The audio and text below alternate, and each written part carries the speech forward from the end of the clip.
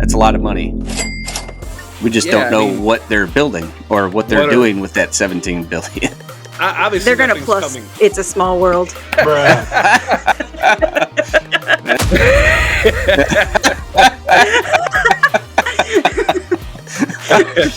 And that just killed Bobby. That's all we had to do? Well,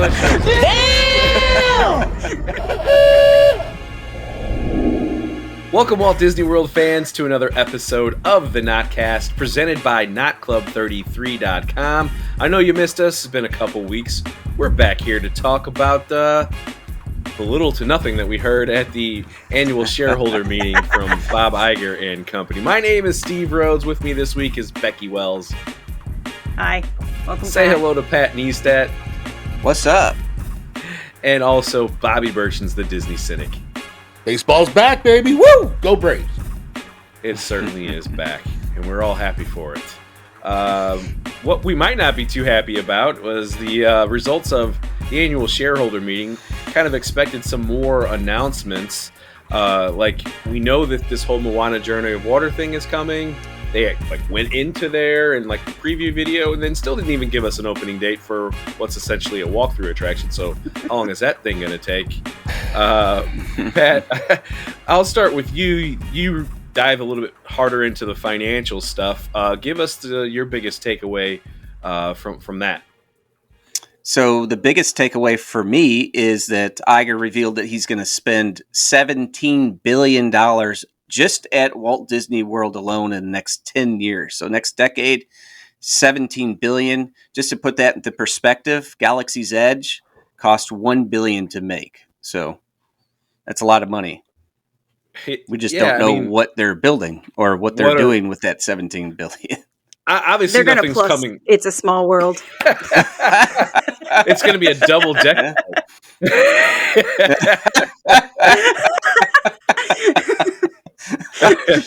And that just killed Bobby.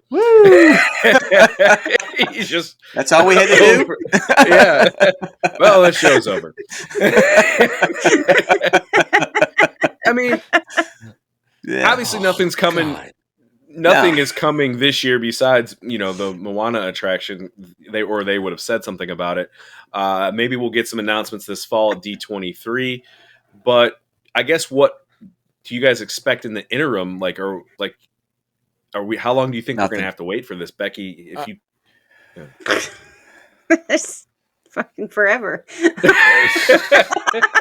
Yeah. They just opened Tron, just opened. But yeah, that's great. But well, now this they don't other have to do attraction, anything. This other attraction's a fountain with some greenery. So even if they do announce something, it's gonna be, it could be a decade before it gets built. Well, I mean, if they're going to spend the money over the next 10 years, you assume that we're at least getting a new land somewhere. That kind of expenditure, right? Yeah, maybe. They could build more DVC. I was about to say, that's what I was not for nothing. They don't seem to have an original thought in mind here of late. They keep adding on a DVC tower to something that already has a DVC wing to it at this point. They've done that now. Both or over at Wilderness Lodge. They've done it at Grand Floridian. They're doing it again over at the Polynesian. What's next? An expansion of Old Key West? Already DVC. Bay Lake Tower. It wouldn't shock Bay me. Lake Tower? Yeah. Bay Lake Tower Plus? The garden wing becomes... I mean, there is a spot right there. There's a little... We know that's next. That's coming down the pipeline. But to be honest with you, if they're going to build a fifth gate, they do need to have the hotel capacity to actually make it worthwhile. I would say that's probably where a good bit of that money is going to go, is they want the resort infrastructure in place before they break dirt on a fifth gate. But also that just means in the interim, we're going to get nothing but super high crowds because all those people are going to be filling those hotel rooms. Otherwise, it's not going to be worth it to them. They need to put a moderate somewhere. They need a regular ass hotel for your average park goer. I've been begging for one for years, but they keep doing DVC stuff because it makes them way more money. Yeah. They just don't have to pay for, or I should say, they don't have to pay for all the costs of construction. That's really what it boils down to. All of that gets kind of deferred fees to the end. I will point out one thing that was brought up. He was asked about the Premier Pass, which is the Disneyland Disney World combo annual pass. That's like over $2,000. Iger said that's gone. There's no interest in it, so they're not going to continue it. I don't know, why you wouldn't sell it. No interest? That's not correct. Yeah, it may not be worth it. How hard is it? It's a card. But you may as well just buy both at that. Yeah, the price point was becoming where you just would buy both anyway. It doesn't freaking matter if you have. Yeah, let them save $100 so they feel like they won. But I got something to say about the investment. Like just thinking about it, the Magic Kingdom needs to be expanded because it is so packed in there. I mean, they really need to add on to it because I don't think there's any other way to disperse crowds. Wouldn't you agree? And then Hollywood Studios is the same way. Hollywood Studios is so packed, it's ridiculous. See, and that needs to be only way to reduce the empty space, though. The only way to reduce crowds in those places, to me, is to get them out of the park in the first place. Building another land in there is just encouraging more visitors to come in and pack that new land. So, they're going to have to disperse, but they're going to disperse back to Tomorrowland and Liberty Square and Frontierland and everything like that because there's no other space for them to go to. It's not going to help crowds out any. The only way to help crowds out is to build that fifth gate and have somewhere else for those same people to go. I'm not a construction expert, so I don't know if the money they're talking about is going to get us there. I don't think so, but it sounds to me like it's a land. You could do it. $17 billion could definitely do it with a couple of. Well, do we know how much Universal's spending on Epic Universe? I'm sure we can look it up. I mean, we can look that because it seems to me they're building the whole park in 5 years. So it'd be interesting to see if they did announce a new park. Could they get it done in 5 years? I mean, I'd be really shocked. They took how long to make Tron? Dude, they can't even build a parking lot at Magic Kingdom in 5 years. But how fast was Galaxy's Edge made? That was made relatively fast for Disney, wasn't it?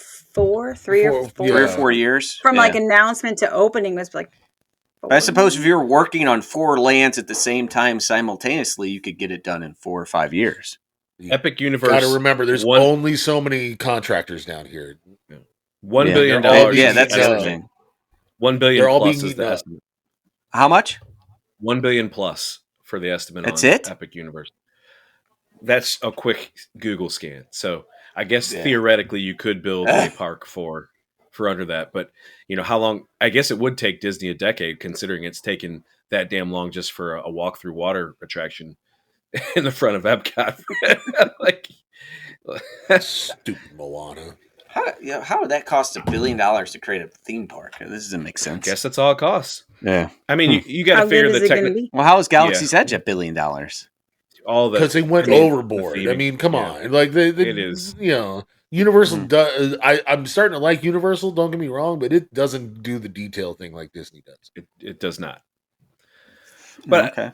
So, do you think that we could realistically hear some announcement about where this, $17 billion is going this fall? At some point, I'm sure he has to tell people what before the he budget leaves. will be for. Yeah. Or is he going to before the next renewal? Like, come on, like. I mean, he may be CEO for the next 10 years. You never know with this guy. So, yeah.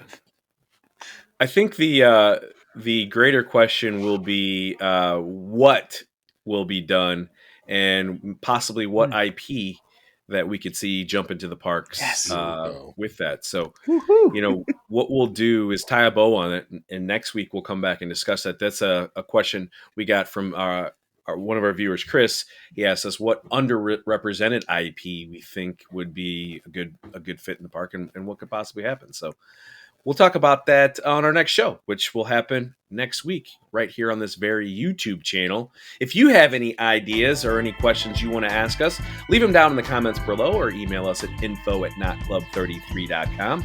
If you like our channel, show us that. Just hit that like button. It really helps us out. Consider subscribing and turning on those notifications. For everybody here at Not Club 33, we'll catch you next week with another episode. Peace.